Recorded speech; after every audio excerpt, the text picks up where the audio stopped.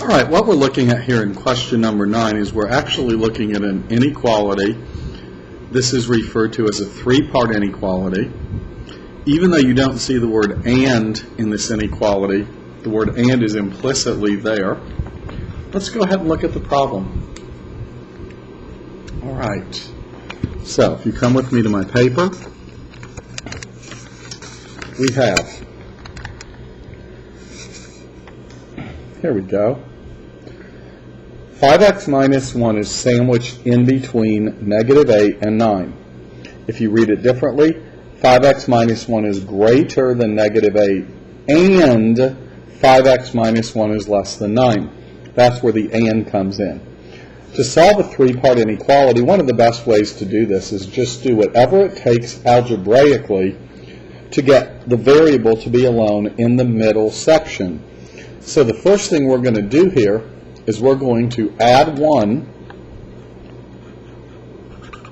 to, let me get my marker to work. We're going to add 1 to all three parts of this inequality. That will give me a -7 here. There's no sign changing because we did not multiply or divide by a negative. There's a 5x in the middle. No sign changing again. And then 9 plus 1 is 10. At this point, what we need to do to finish is we need to get x alone in the middle by dividing by 5. In a three-part inequality, what you do to one part, you have to do to all three parts, otherwise it will no longer be equivalent.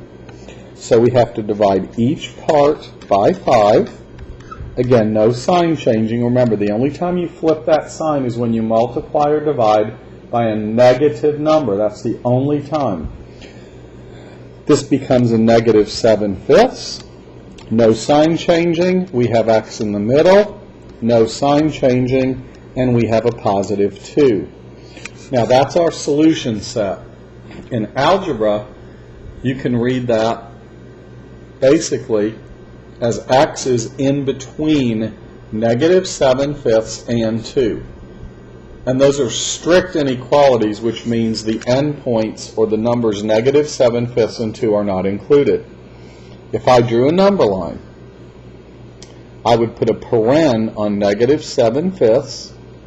I would put a paren on the number 2, and I would shade everything in between because x is everything sandwiched in between those two values. And notice I did not use brackets, I used parens because there was no equal sign. In other words, this is not inclusion, this is exclusion.